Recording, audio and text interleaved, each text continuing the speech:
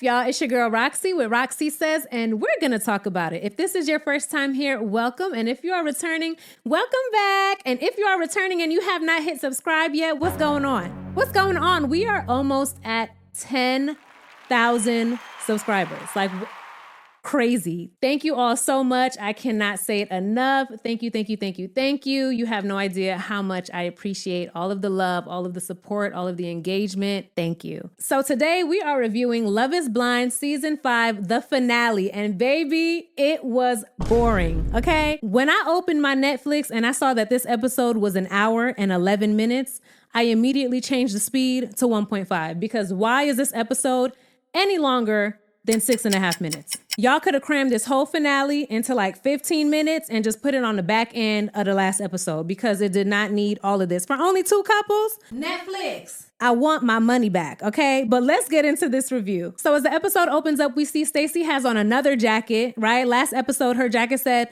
Mrs. Zapata, and this episode, it says bride. I'm like, girl, you're doing a lot with these jackets. And while getting her makeup done, Stacy says that Izzy is a hot and exotic big chunk of meat. Girl, what? You sound ignorant as hell. You sound ignorant. But on a lighter note, take this makeup artist and pack him in your suitcase because this is the best that your makeup has ever looked. So we see Izzy telling his friends that he didn't think that his credit score would be that big of a deal. He knew, that's why he hid it. But he's telling his friends he's a man of integrity. And when you really love someone, love has no credit score. Love has no price tag. In this episode, you're going to hear Izzy speaking about finances and credit a whole lot, okay? But he's lying to his friends, telling them that him and Stacy have great communication, which they don't. She cuts him off every 5 seconds, and he resorts to crying and manipulation when his back is against the wall in any conversation. That doesn't sound like good communication to me, but okay, Izzy. And while Izzy is talking to his friends, he is about to knock this table over with his knee. But he says the same thing. He doesn't care about the drama. He doesn't care about the money. He's not running away. He's not giving up. And he tells his friends that he is definitely saying yes at the altar. In the next scene, we see Stacy reminding her family that Izzy just got his passport. Girl, why are you talking about that? And she's also telling them that his favorite restaurant is Chipotle. It's almost like Stacy wants her family to talk her out of marrying Izzy because every time she's around them, she keeps bringing these things up, just further painting the picture of how different Stacy and Izzy are. But Stacy's sisters are very supportive of Izzy. They really like him. We see Stacy telling her mom about the credit card situation with Izzy, and she says the same thing that I felt it was. It wasn't about the credit. It was the fact that he lied. He wasn't transparent. He wasn't honest with her about it. From what I see, Stacy forgives Izzy very quickly. So I do feel that had Izzy given Stacy that information previously, like before 1 day ago, I feel like she would have stayed with him and worked through it. But her mom does tell her, even though she doesn't want her blowing things out of proportion, she has also ignored red flags in her past, and ignoring red flags is not something that she would do again. And it was Stacy's body language in this conversation that made me feel, yeah, she gonna say no. As she should. Next, we see Izzy and his friends. They're working on a little group project, writing a little love letter for Stacy. Justin, who is Izzy's best man, delivers the letter to Stacy. The letter was horrible and cheesy, right? Just as horrible and cheesy as the letter that Stacy gave to Izzy when they were in the pod. So in like a roundabout way, that kind of makes it cute, right? Aww. Damn, Izzy, you should have gave her another plunger. She would have went crazy. We see a couple shots of them with their parents. Izzy's mom is super happy for him. Really sweet, really supportive. Stacy's dad is like, well, either way, you're going to have to pull the trigger. So just do what you feel is right. So it's wedding time. Izzy walked in like, what's up? He looked very excited. And when Stacy came in and got to the altar with him, they looked very happy to see each other. So Izzy starts his vows. And I'm like, if this man says anything about fighting for each other and not giving up, I'm going to scream. But of course he does, right? Stacy's vows are cute as well. And she does say that there's no one else that she'd want to do this with. But why when the wedding officiant was saying his little spiel, he included finances? I'm like, who told him to say that? Who told him to mention finances at this time? So to no one's surprise, Izzy says yes. But when it's time for Stacy, the delay is long as hell. And mind you, I was watching this sped up and I was like, well, what's taking her so long? But she says, I want to say yes, but I need more time. Okay. So pretty much she said no. Izzy says he understands and then he still kisses her. It was really strange. I'm like, why are y'all kissing? She said, She asks Izzy if he's okay. He's like, yes, I'm okay. I understand. And after they kiss, Izzy starts going into like this speech and Stacy's just like, okay. And she turns around and walks away. And I was like, well, damn. But did you hear the song that they played while Stacy was walking away? You know, they always sprinkle these songs throughout the show, but this one was really fitting. Stacy said no, 'cause you don't got no job, you ain't got no credit, you ain't got no place in your Airbnb.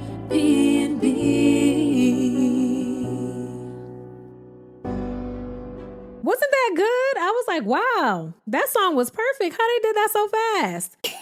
Izzy thanks everyone for coming before leaving. We see Izzy's mom comforting him. That was really sweet. He tells her that he's the man he is today because of her. I said, yikes. Don't put that on your mama, okay? Meanwhile, we see Stacy telling her mom that she meant everything that she said to him in those vows. She does love him. She just needs a little bit more time, and I can totally understand why. So now we see Stacy and Izzy meet up, right? And in the beginning, things seem to be going smoothly. Stacy is telling him, you know, she loves him. She just needs a little bit more time. Izzy is being understanding at first, but then slowly you can see that that liquor and that rejection is starting to set in. Izzy, why don't you understand why this lady would need more time before deciding to marry you? You just told her yesterday that you have bad credit. What are you going to tell her next week? That you have 4 kids? Like, come on. You should understand why she's a little bit hesitant and why she might need a little bit of extra time. Part of that reasoning is because of your lack of transparency. You have to take some responsibility for why she has a bit of doubt in your relationship. But Izzy's in his confessional. He's saying if he's the one, the time shouldn't matter. It shouldn't make a difference. Stacy's just looking for something wrong. He wants to be loved in the way that he loves. Izzy wants you to love him no matter what's going on. Izzy will have your ass sleeping under a damn bridge talking about we gonna keep fighting for each other. This love is unconditional. That's what Izzy wants. No, sir. Then he's talking about he was in the gym and he was watching Titanic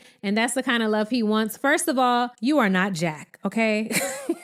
First of all, Titanic is one of my favorite movies. Second of all, Jack was poor as hell. He barely made it on the ship, okay? Rose's family had hella money. So when Izzy thinks about his relationship with Stacy, he sees himself as Jack, this extremely poor man, and he sees Stacy as Rose. Okay, Izzy. And as Izzy starts to speak more, I'm like, yes, let the true colors come out. Let it out. Let it out. Okay. That's why Love is Blind is perfect for someone like Izzy. Because on this show, all Izzy has to do is love bomb you for a couple of days, right? Which he's good at. Izzy was a lot of people's #1 pick while in the pods, okay? So he could talk a good game, make you a bunch of promises that he's not gonna make good on, keep a mask on for you and your family for like what? A couple of weeks, a month and a half, right? Marry you, and then move into your house and fuck up your life, okay? This experience is perfect for someone like Izzy. And I'm happy that Stacy said no. And I'm happy that she'll now get to see how Izzy acts when he's rejected. Because the same way that Stacy and Izzy were railing into Johnny, oh, Stacy, now you're about to get some of that same energy because Izzy is about to rail into you. See how that works? So Izzy starts saying, now I'm wondering why she's 33 and unmarried. Sir, she's 33 and unmarried because she just turned your ass down. Because you said yes. So had she said yes, she would have been 33 and married, but she turned you down. So what are you talking about? You sound stupid. And he says he's only 29 and he can give her everything that a rich 45-year-old could give her. No, you can't. We know financially you can't do it. And if you try to play that game that you were playing earlier in the pods about your emotional awareness and maturity, we know that you don't have that either because what you use is manipulation and tears to get your way. And again, he's talking about the finances and fighting for each other. Izzy wants Stacy to be with him, fighting the credit bureaus, fighting his FICO score. He wants her to hop in the car, drive down to the bank with him, fight the bank tellers. That's not happening, Izzy. And Izzy, what you really should have done instead of coming on this show is staying at that brand new job that you have, right? Instead of bringing that lost and found basket to that Airbnb, instead of packing your suitcase like that, you should have stayed at your job and worked on yourself. Okay, but that's Izzy and Stacy. Next, we got Lydia and Milton. So I previously seen a whole bunch of spoilers about this couple, so I already knew what was gonna happen. And in all honesty, even though Milton and Lydia have some really cute moments, I do not think that those two should be getting married. But let's get into it. Child, when Lydia's family came in and they was like, hola, hey, hey, hey, I was like, hey, hey, hey. They look like they have a good time. Lydia's telling her mom how she feels. She says that she has no doubts about today at all. She's telling her family about the discussion that she had with Milton previously regarding Uche and her emotions. And they call Uche Voldemort. Next, we see Milton. He's with his friends. He's getting a little haircut. I liked Milton's haircut. I think that he looked so adorable. He says that Lydia's emotions are both her strength and her weakness, right? So then his friends are like, hey, what's up with your vows? And he's like, oh snap, was I supposed to write those? They're like, yeah. So he opens up his book bag and he's looking for a pencil or a crayon to write his vows with because like, hello, you're about to get married. Where are your vows at? So we're back with Lydia. I think that Lydia looked amazing in her dress. We see her brother William come in, who we already met. And then we see Alejandro, okay? When I tell you that Alejandro had me cracking up, every time they panned to him at the wedding, he was crying.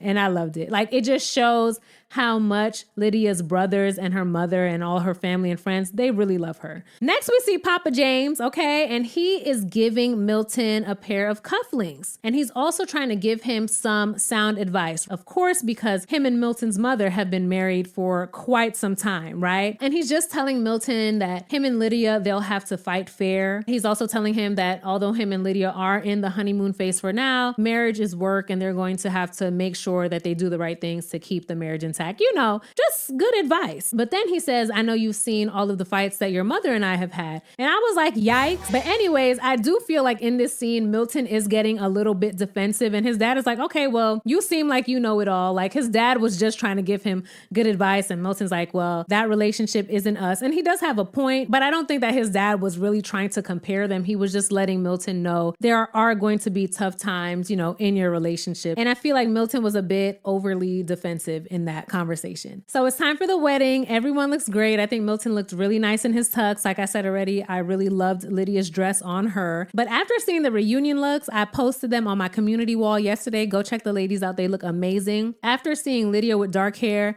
I do wish that her hair was dark for the wedding. I like her with dark hair. But anyways, we see Milton's sister is there. She looks really happy as well. And when Lydia gets to the altar, they look so happy to see each other. Like they're looking at each other so sweetly. I would be lying, okay, if I said that I wasn't smiling like during this whole time.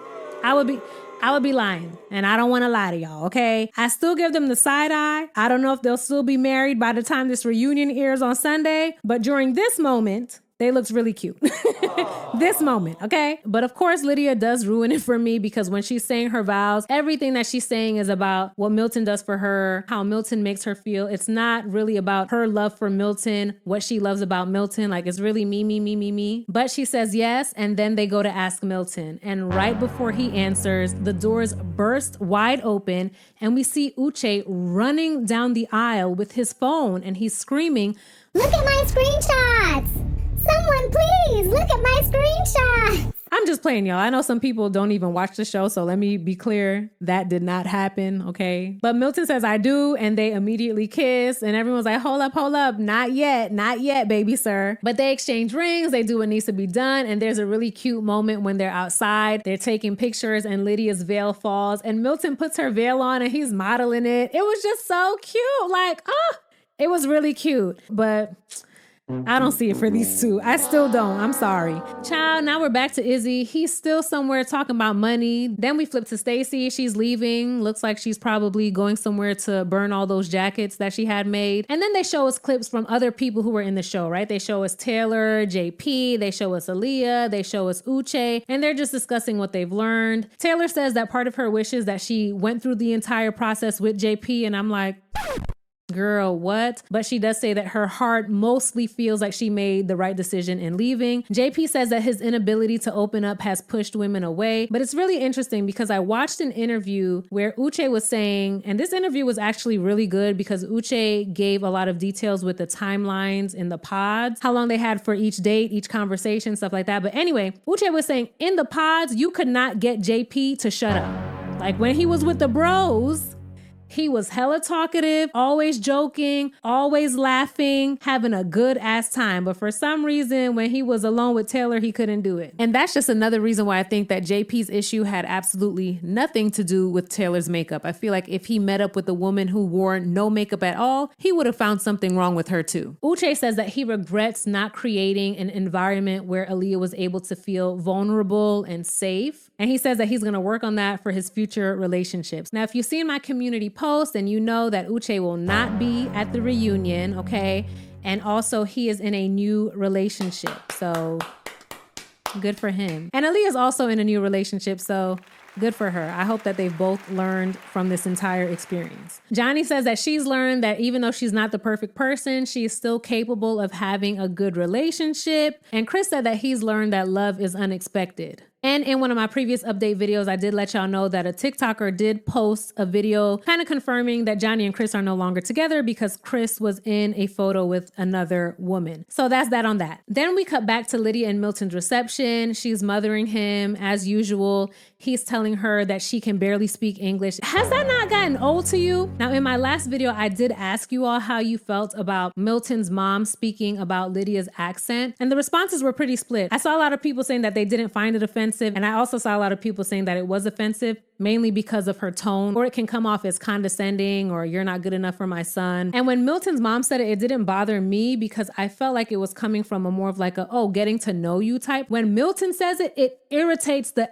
out of me because I know for sure that when he does it, he's trying to make her feel dumb, which is a different vibe than I got from his mom. But I can understand why people probably didn't like her tone or felt like it was a microaggression. But anyways, y'all, that was episode 10. That was the finale. Tell me what you think about everything. Tell me what you think about Izzy acting a damn fool after he was rejected, because you know Izzy hates rejection. He needs to be the one to reject you. How do you feel about Milton and Lydia? Do you think that they will still be together by the reunion? Also, do we need an after the altar for season 5? I vote no. Y'all could put that in a tweet if Milton and Lydia are still together, or they could just tell us on their social media. But please, we don't need an after the altar for season 5, okay? We are good. Thank you all for rocking with me to the end of this video. And don't forget to hit like, comment, and subscribe because we are almost at 10K over here. What?